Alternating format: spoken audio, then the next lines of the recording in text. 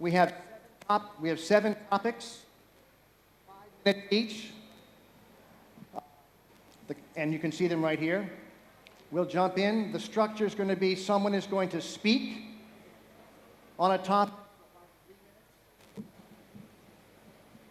and then there'll be 2 minutes of discussion. Dunladi, you're first. How would you, I'm asking you to give an overview of the environment. How would you describe the current investment environment here? Hello, good afternoon. Thank you, Dave, for inviting me here. Thank you to the audience. It's truly an honor to be here. Sorry, before I answer your question, it was really amazing to hear the various businesses that were presented. Super inspirational, so thank you, Dave, for the platform you've created over here. The question for me was the investment environment today. Look, I think it is still a challenging and tough environment for businesses, but if you look at it with perspective, it's a much better environment than we've had in recent times, right?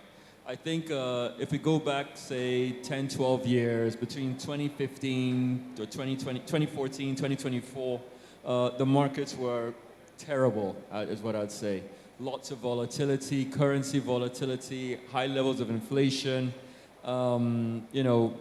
macro policies and fiscal policies that wavered back and forth. But more recently with the current administration, 2024, 2025, just a lot more calm and stability in the markets, which I think has been really good for businesses. Now, today, like I said, it's still a little bit tough, but the analogy I like to use is, if you have a patient on life support, a patient who needs surgery, and which is what I think Nigeria was, a patient probably about to go under, when they are put on the surgeon's table and the surgeon sticks a knife into that body, that patient is actually, at that moment in time, worse off than they were before. But then, whatever body part is taken out, they're sewn back up, they're put in post-op, and they begin to recover. This is quite a visual. Yes.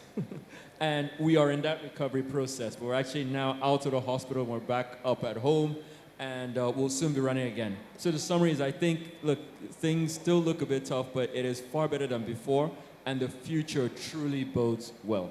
All right, thank you. What type of companies do you think will succeed in this environment? I think, look, the 2 real things that matter, I think, right? Well, actually, maybe 3. One is, what's the opportunity you're going after? So all the things surrounding the opportunity itself. Growth market, revenues can grow pretty fast, profitable type companies. People are not investing as much in ideas as much as real traction on businesses that can be, on a unit basis, be profitable sooner rather than later.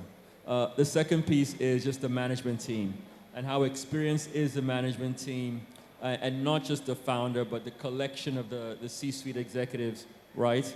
And everything from capability to capacity to integrity, super important. And the third piece along those lines is governance, which maybe in the past was not emphasized enough, but truly today folks are looking at investing in institutions and not just businesses. Institutions have governance. This is everything from your accounts, your board of directors, advisors, sort of arm's length dealings with the companies.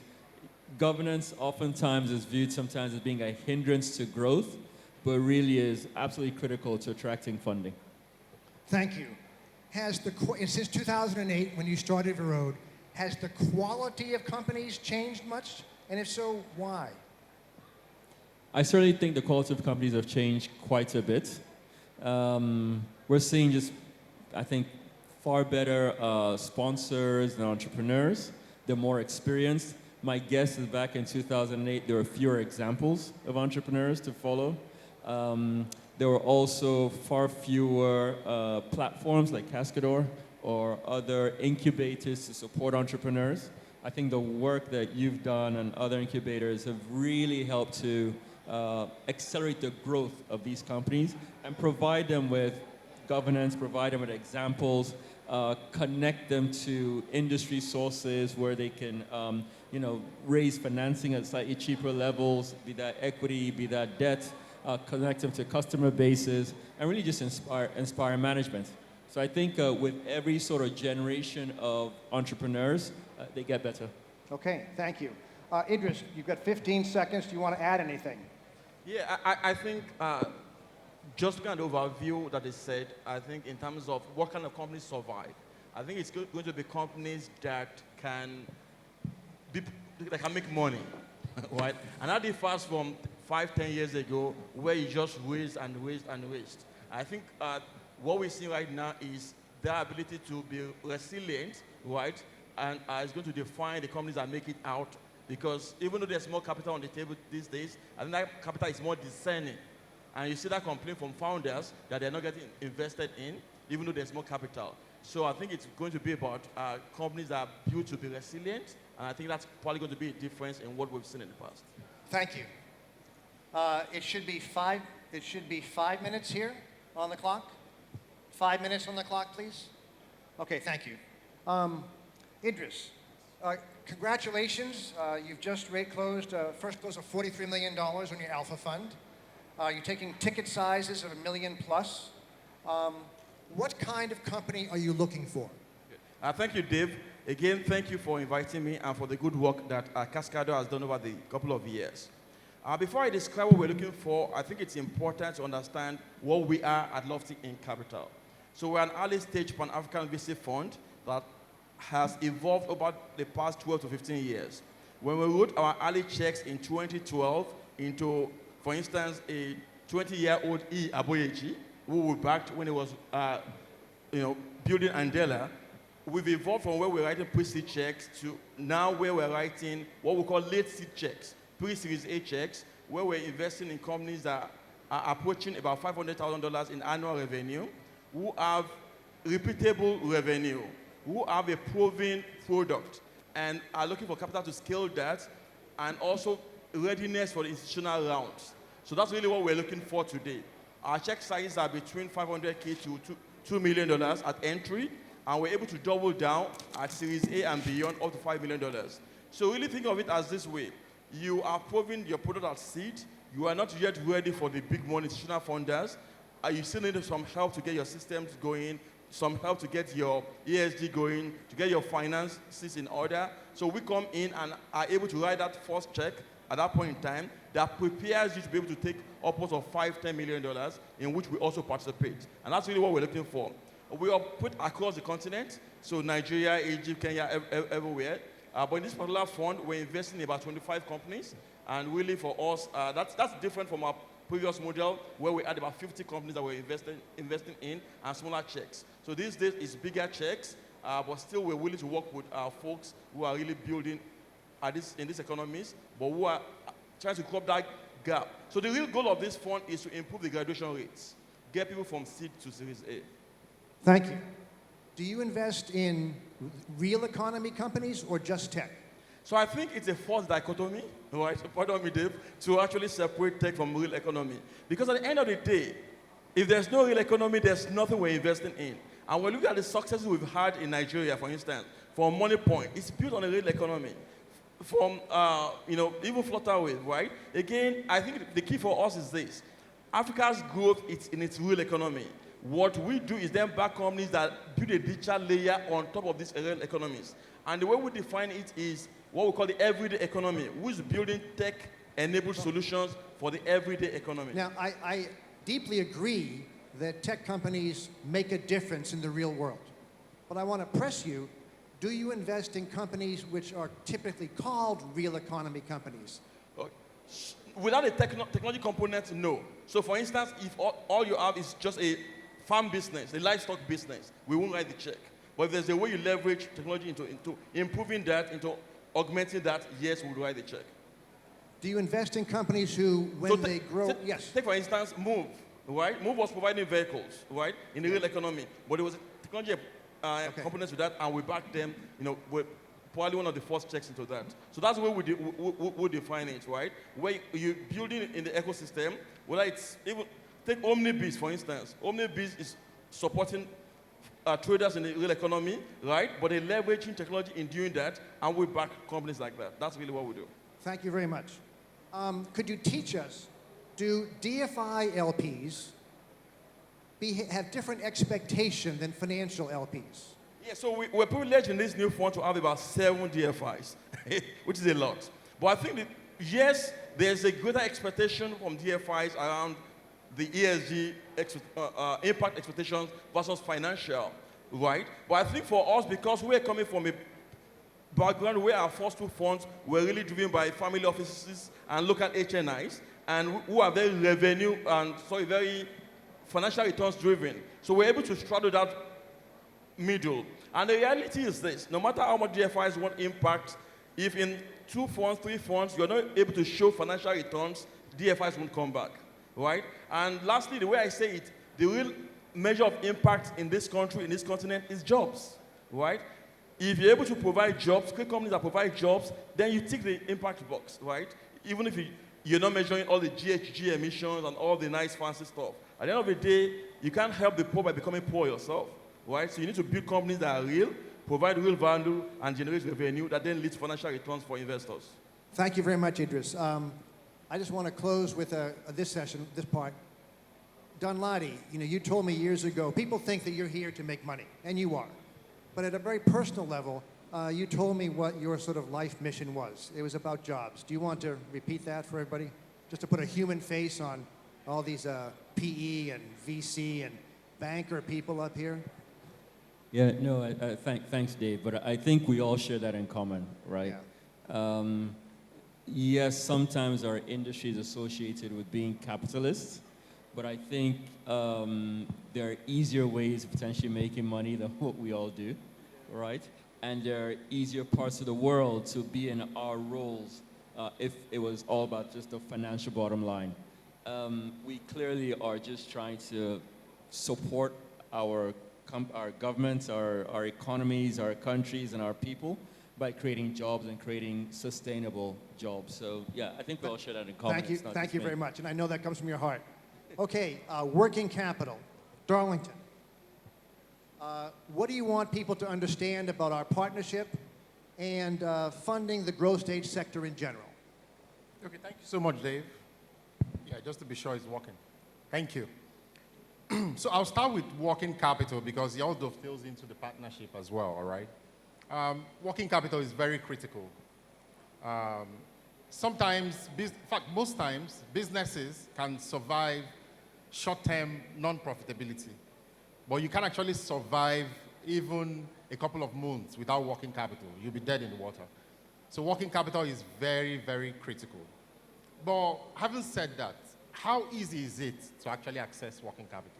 I guess that's why the entire partnership and the program was set up, right? So what we did at Sterling with Sterling Cascador partnership was to situate the risk.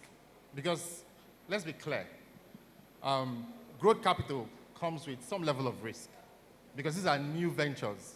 Some of them just trying out new things, okay? And because these companies are at a position where probably their financial records are not really transparent and the structures are not okay, it becomes a bit difficult to underwrite such risk, yeah? And then you begin to ask for collateral and all that, which might sound counterintuitive anyway, because why would you be asking a startup company for collateral? Where are they going to get it from? If they had the collateral, maybe they will sell it and then invest it in their business. So we get all that, all right? So what we did with Cascador was to provide, some risk-sharing framework where we both agreed to underwrite the portfolio equally, right? Cascador took a portion, and then the bank also took the other portion. And then on the backdrop of that, it was a leverage of 2:1, and we were able to lend out money to those growth companies. But having said that, I would also like to advise our founders, especially when it comes to working capital. You don't need to wait until you actually require funding before you begin to get close to your financiers. I think it's very important. When you launch, just try to, don't bank passively. You need to try and make sure that you also get close to the people, to your bankers, all right? And then there's another feature or a ratio, you might want to call it that is also very important. The cash conversion cycle is very critical for any entrepreneur.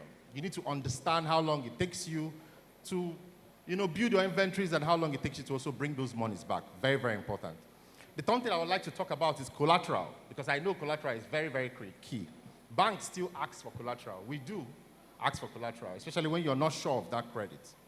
But you see, there's a common misconception that banks actually lend only when collateral exists or not. Yes, and that is a misconception. It's not correct. Because banks lend on the backdrop of cash flow, on their being able to predict that these cash flows would actually come back. So, but what Cascador has done... Hang on, Darlington, Yeah. we are recording this. Are you saying that they don't need collateral? Say again? We're recording this, so are you saying that people don't need collateral at the growth stage? No, that's not what I'm saying, Dave.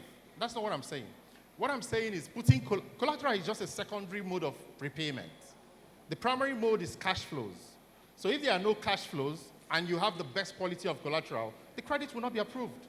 I've turned down so many credit that have top quality collaterals, but because I can't substantiate that model, that's what I'm saying.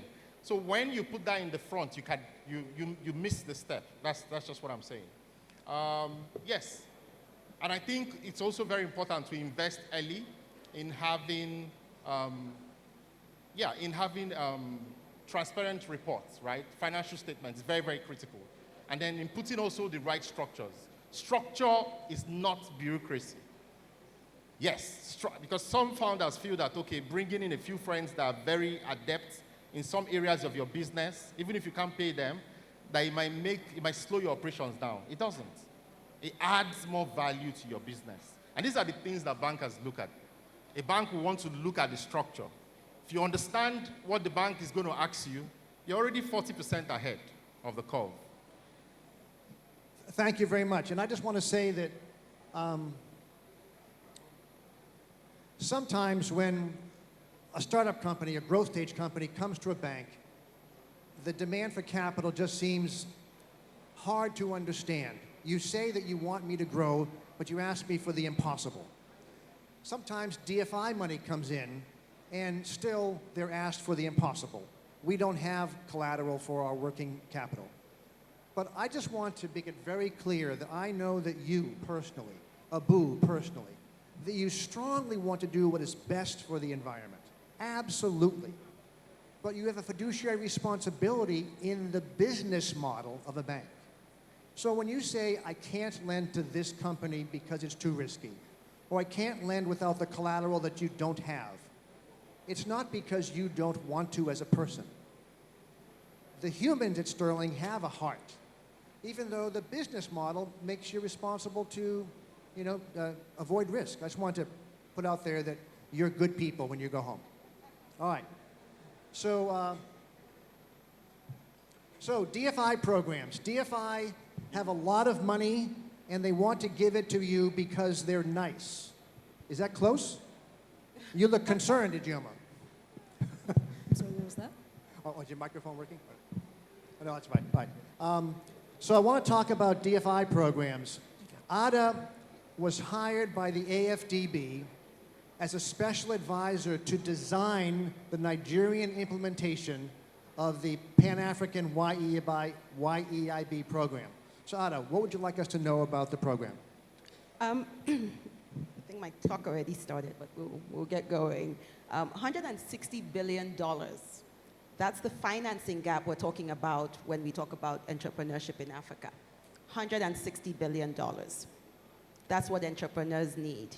And when you see the likes of Darlington, you have Idris here, Dan Ladi, this sort of kind of happened. I won't even call Darlington yet.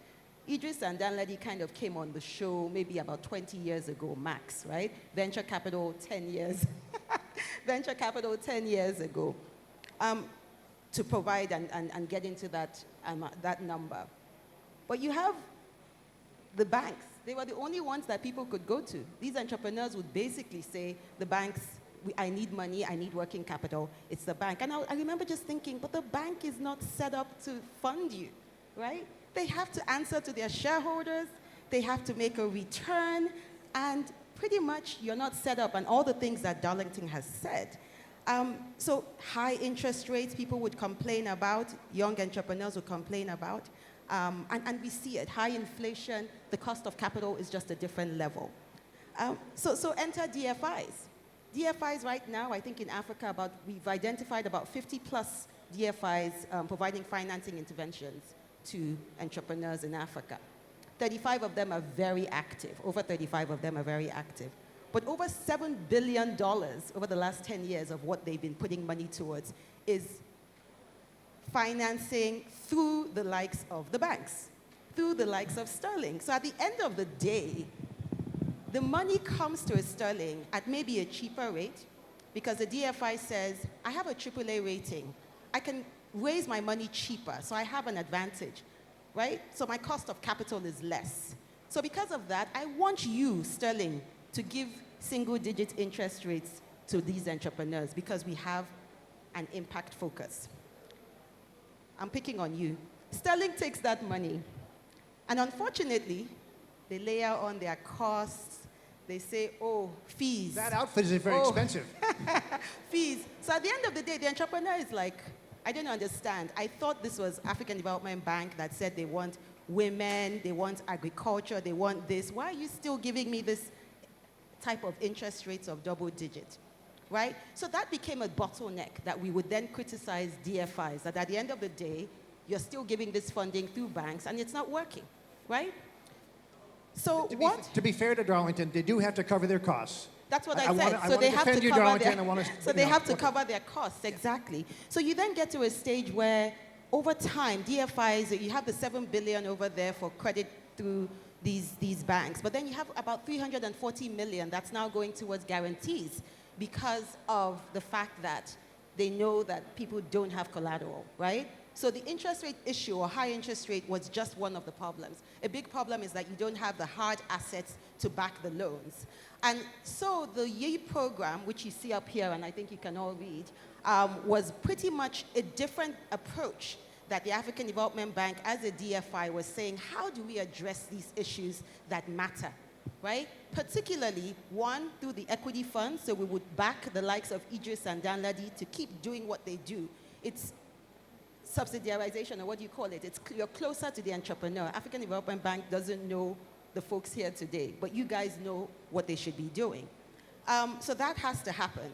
And then they give the credit guarantees where they back about 80% of the loss. And so an entrepreneur doesn't have to have land, doesn't have to have a house or their father's head or whatever to get the loan, right? And then ultimately there's money towards a grant. So this entire design was actually way different from what anyone had seen, but it's only a DFI that can do it. It's only philanthropic capital that can do it, like Cascador does.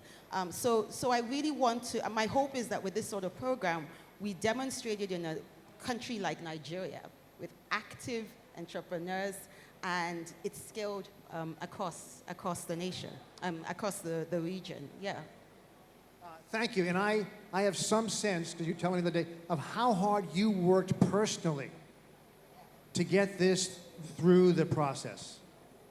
No, it's interesting because, yeah, we worked really hard, 2 years, because pretty much this money from ADB, the way they felt they could solve for the cost of capital issue wasn't to take the money from their private sector arm, which typically has to raise money in the capital markets. They took it from the public sector arm of the ADB, which is from capital subscriptions of governments. So it's their shareholders' money. And they were able to use that as a very deeply concessional loan to the Nigerian government. So you're talking about maybe 0.3%, so 30 basis points.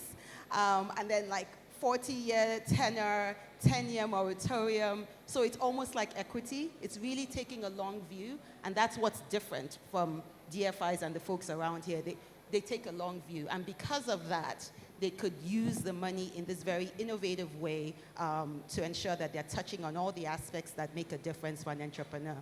Thank you. To my eye, it's that thing I put in red there. The fact that you designed the program to actually cover risk, to put it on your balance sheet. I think that's unique in my experience, because everything else says, oh, we'll put low-cost funding into the banks, but they didn't relieve the system of the risk coverage problem. So I think that that's a superb, groundbreaking aspect of that program. Thank you. Okay. Ijeoma, My turn. tell us about your newest program. Okay, thank you very much, Dave. And actually, as Ada said, I was just listening to everyone, and it really comes together quite well. So, of course, NSIA is a sovereign wealth institution, and I've got one of my board directors here.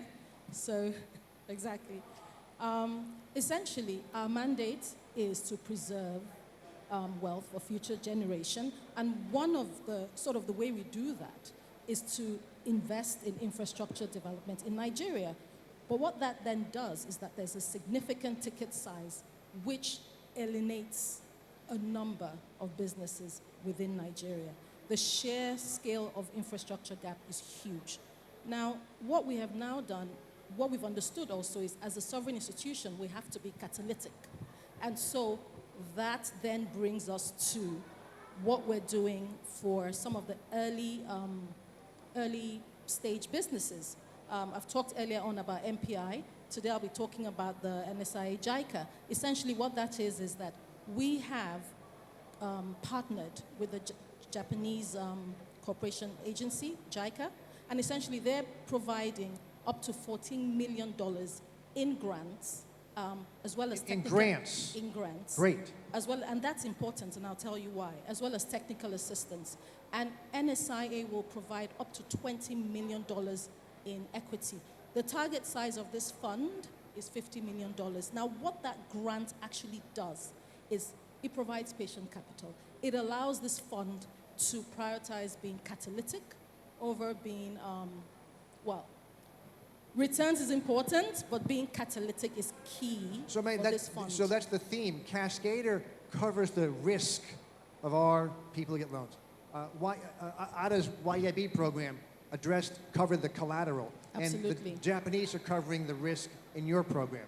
So someone to cover the risk makes it possible for these high-risk stage entrepreneurs to give a chance. Did you want to add to that? Okay.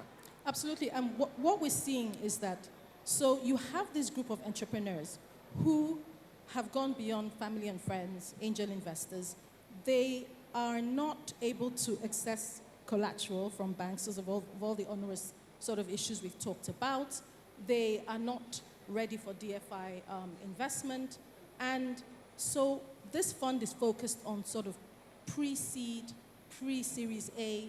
And so if you look at the entrepreneurs we're focused on, it's a spectrum with what Cascador does, because you're focused on growth stage, right? So we provide funding for those pre-seed, pre-Series A, help them along, and you come in and pushing that bottleneck a little. And Danladi cleans further up. down. Exactly. And so for us is really thinking about how are we addressing patient capital. So that's important. How are we addressing local currency issues? So this fund, it is a dollar-denominated fund, but it can actually give out funding as the business needs in either local currency or in USD, and that's important because many of these businesses, small businesses, are generating revenues in Naira, so that currency mismatch is a huge issue. But most importantly, I think, well, not most importantly, as importantly, is the blended finance structure. And I think that speaks to what Ada has spoken about in the YEB, what Cascador is doing. It's that ability to be catalytic because you have that blended finance structure. And that's what JICA brings to the table. Thank you. I know you limited her to speak about just one of the multiple programs that NSIA is involved in, catalytic, impactful programs, and they are actually one of the, they're the managers of the YEB. So she's just kind of being quiet about it, but the blended finance approach is core to NSIA's thing. And I just want to say something about that and why it was important for us to get NSIA to manage it. Because it's one thing for a government to take this money, but entrepreneurs don't want to work with the government. You know, Wouldn't the government do a good job? No, they not necessarily, no. They need private sector thinkers, operators, and so we pretty much took that money. Not only did we say NSIA and DBN should co-invest in a management company to deploy it effectively across those 3 different instruments, but we escrowed the money. The plan is to escrow the money with a private bank, maybe like Sterling, if you pitch for it and get it, $100 million. And pretty much that way, whether or not a government is in power or not, you take away the risk of policy somersaults or a government being there, because if you need to deploy, you don't want to have to go to the Ministry of Finance to beg someone for the money. You want to say, it's time to deploy, this deal is on the table, let's do it, let's support our entrepreneurs. So NSIA, well done. Thank you. And I think, Dave, just to say, I think the thing about the NSI is that we have the ability to catalyze co-investment. And so it's that sovereign backing, it's that reputation, it's that integrity. And so we can get other DFIs in the room to support us on these programs that we're putting Convening forward. power, yes. Yes, we have the convening power. And to that point, NSIA was actually the anchor investor in this new fund of ours. There you go. Very nice, very nice. Okay. Thank you very much. Okay, talent strategy. Oops. Okay. Boy. Ada, Idris, I'm going to ask you, who wants to go first to talk about this topic for a growth stage company? Ladies first. No, this one, I went like this, Dave. I was just like, you know, we can talk all we want right here. People can give nice pitches. But at the end of the day, if you don't have those who are executing on a vision, it's nonsense. It's useless. And many of us are struggling with this. I know recently someone, I think it was in Money Point, Tosin said something and Nigeria went crazy. I have always said it since the time late Buhari, our president, said that there was a skills issue. What did he say? Young people are lazy, something along those lines. And I was like, I'm an entrepreneur. I know, I see it. I get so frustrated that you think that you're providing jobs, you think you're moving, but sometimes it gets so frustrating that, that folks are not really at the level that we need to truly take things to the to the growth stage. And I believe that's exactly what we need to be focusing on. And if funding can come in heavily, I was speaking to the IFC recently when their VP was in town, and I said, can you do something to fund the growth stage entrepreneurs, like the entrepreneurs that Cascador backs, to help them attract the talent and pay for that talent? Because you have to be able, you have to afford it, be able to afford it. So I think that's a big thing. I was just at a meeting about 2 hours ago with one of the largest what do they call them? The local indigenous players in the oil and gas sector. You know, they're doing about 10,000 barrels a day. And he said to me, he says, Ada, I'm trying to build out my value chain. I want to go into refining. I want to do petrochemicals. I want to do all sorts of things. But we don't have the talent. We don't have the talent base. So how do I think about it? And I'll give a final point. When I was a senior advisor to Dr. Adeshina in the Ministry of Agriculture, and we were working with attracting the likes of Cargill and flour mills and all these folks coming into the country or double down, doing more in their investments. The Cargill senior management came to Abuja to see us. And they said, we like what you're doing, we like what you're offering us to come in. But can we just be honest with you and real with you? We don't need your tax incentives, really. What we need is if you can give us a subsidy for talent. Give us something that maybe allows us to bring some talented individuals, do training, be able to pay for them, and within a year or two, they can go back, but we start building the talent bench locally. Do something there for us to oil those wheels because there's no talent to build what we want to do. So I just wanted to share that it is a bottleneck for scaling businesses, for investments in Nigeria and the Thank rest you. of Africa. Thank you. Okay, yes, Idris. So I want to address the talent strategy question from two parts. And I follow the money point, Tosin's comment, and then the follow ensuing discussions. And I think it's time we stop talking about the talent gap and start fixing it. Everybody is aware of it. And I say that from the vantage point of two perspectives. So before I went into the VC space, I spent about 10 years in the oil and gas space. Chevron, ExxonMobil, globally. And that's an industry that invests heavily in talent. You see oil and gas, even in Nigeria, the IOCs, the locals, you come in fresh, knowing nothing, and they invest in your training and everything over your 20, 30 years career, right? That's one. Secondly, in 2010, 2011, Nigeria and Africa was not even heard of when you talk about developers globally. But it took the likes of Andela coming in and showing that, we used to say, talent is universal, but opportunity is not, right? And what Andela did was to provide that training and connect the talent locally to global opportunities, and that improved things. So until we're ready to do that, we have to accept that now we have a growing tech ecosystem. The talent is not going to fall out of the sky. Our universities are not up to par. So the industry has to invest in actually training and preparing that talent that it needs. Otherwise, we can talk about it for the next 10 years, it won't happen. So I think that's the first key thing for me there. The second part for me is that talking about the talent strategy is also within teams. When you then have companies, so we've invested in about 200 companies over the past 10 years.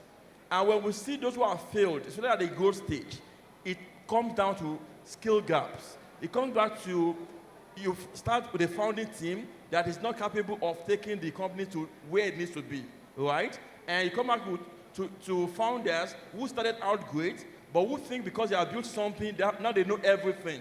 And when a founder lacks that ambition, curiosity to keep growing, what moved today is, today when he's doing self-driving cars, is very different from when he was just doing Uber stuff in Nigeria. If you want to use that same level of skills and knowledge to power it is today, it will fail.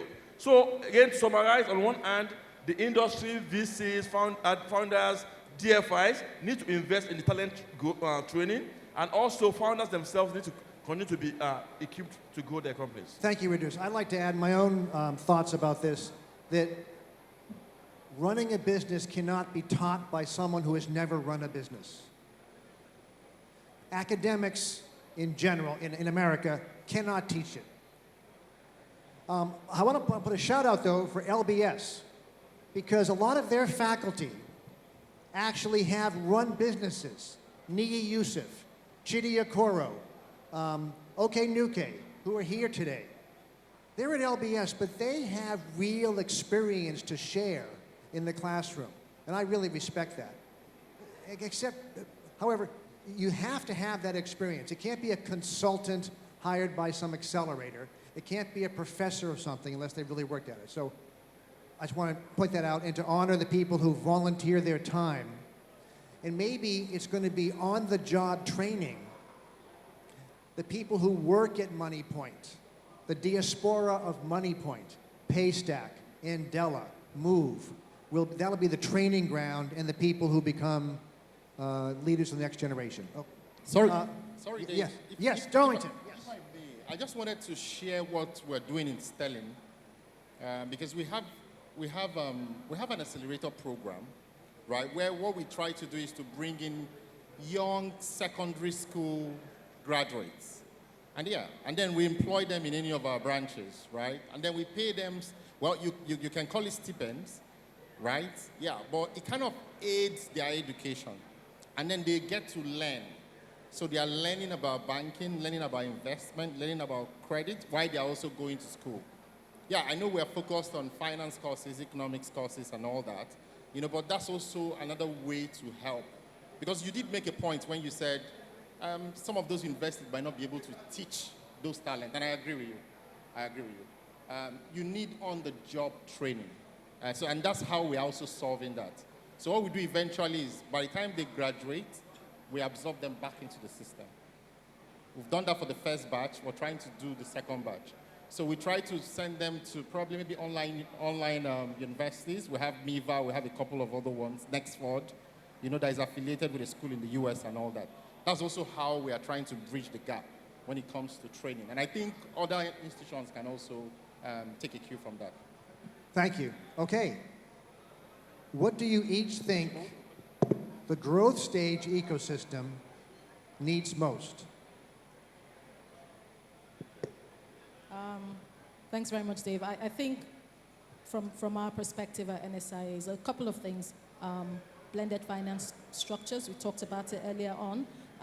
Patient capital, very, very key.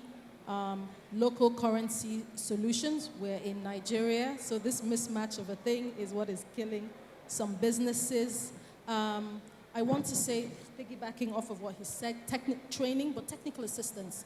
And so what you're seeing is in the programs that certainly we work with, we have the technical assistance component of it. From my past life, working with entrepreneurs, I saw that being prepared for DFI funding was really a big issue. And so technical assistance, I think, is something that is very much needed in this ecosystem. Thank you. I have 9 seconds left. Shall I go on? Yeah, go. No, I'm fine. Thank you. Yeah, no, thanks. I think very good question. So from my perspective as a private equity investor, right, I'm investing slightly, in slightly more mature businesses, right? And what I think the growth stage ecosystem needs is just sort of more entrepreneurs who are thinking of building institutions, who are focused on building institutions. Yeah. So two things I mentioned earlier on. One is just governance, but a second is truly profitable businesses. So, we invested in Money Point from a private equity perspective. It ran very quickly through the VC stages. And Money Point had those two things, governance, but also it was a very profitable business. You've spoken to Darlington, spoken about even debt. It's not collateral. The second thing you think about cash flows to pay down that debt. Lots of entrepreneurs looking for equity, looking for debt. The one thing that can get, debt providers, equity providers on a table is truly having profitable businesses. So this thing about, growth by all means works in other markets. SpaceX can go public at a $1.7 trillion valuation with, I don't know what the number is, 70 or 700 times debt. 700 times revenue multiples. You can't do that here. You need to think profitable businesses, and then you'll get the growth capital to keep on going. Thank you. No, mine just builds on Danladi's because it was quite similar. I just want to see more winners, and specifically, I don't want to be celebrating raises. I want to be celebrating profits. Oh, yes. Right? So maybe an ask here will be for the community, maybe VC community PE. When you fund a business, let's not be sending it to TechCrunch to say, so just raised $50 million. Instead, let's wait for that announcement and press when they have actually turned a profit and they become sustainable. So let's not feed the beast and change the narrative around, let's change the narrative on how entrepreneurs are motivated. They need to be motivated not by headlines, but by profits. Yeah. I deeply agree with that. So from my perspective, what the growth stage ecosystem needs most is more companies actually making it to growth stage. Because today, only few companies make it over, and every VC, every PE is trying to get into the same company. You need more volume. You need, getting in there. And then, you then need a diversity of funding mechanisms. Because some of them are going to need working capital. Some of them need, it's VC. Some of them, it's profit sharing, right? And so, if you have more companies being, getting to this point, and then there's a diversity of capital that attends to them, then lastly, the financial talents, the CFOs who can build the backbone of these companies, right?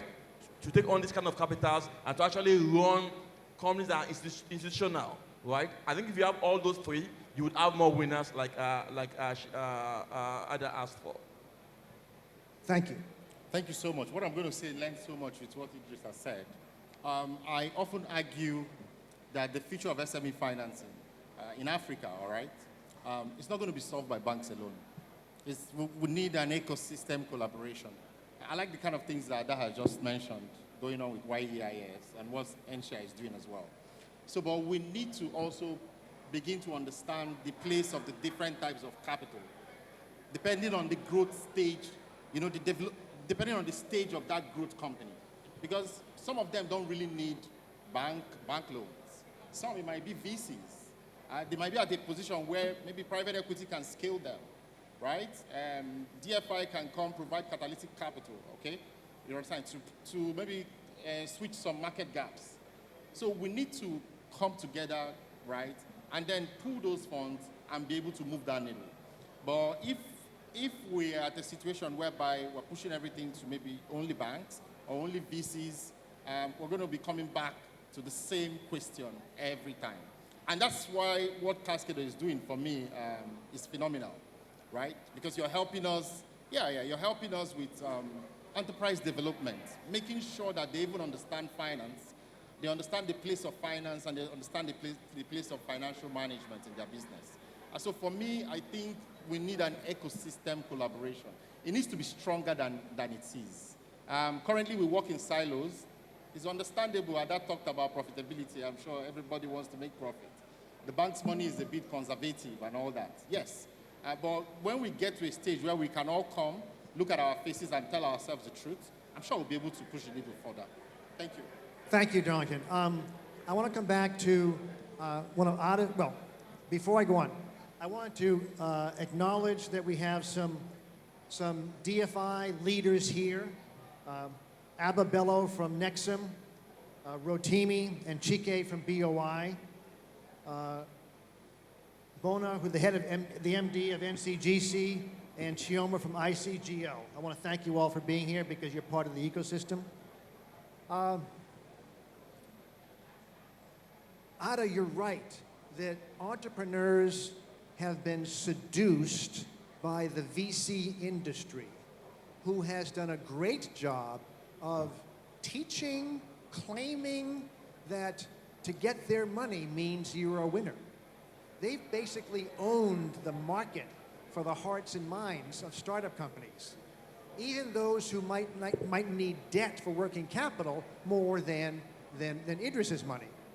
So one of the things, most accelerators are business models run by VCs where they only want the venture backable type of business models. And that's the only kind of funding that they support. That's the only kind of entrepreneur business model that they look for or support. If you're a real economy company and you need working capital, it's not what their business does. We are agnostic to that. And we try to teach people there are different kinds of capital. It depends on what you need. And the headline is you've made profit, not you've gotten equity investment. Okay, so put that deeply. And our agnostic approach, I think, is what people need. The other thing is that risk has to be rewarded. You know, you can't do debt. The returns on debt don't cover the risk. These guys get such big returns that they can afford that. But for loans, who's going to provide the risk? Where's that going to come from? It's either crazy people like me who will do it philanthropically. I'll put my money at risk to I'll take this bet. I'm not looking for a financial return. Or it's a very clever DFI program where they design around the DFI need to minimize risk. They need to, but your clever balancing of equity investment, high returns to cover the losses of the collateralization. That genius move also broke free some risk capital for collateral. Okay. I want to thank each one of you for the time to prepare, for the time from your busy days to be here, and for sharing so much wisdom with this audience today. Thank you so, so much.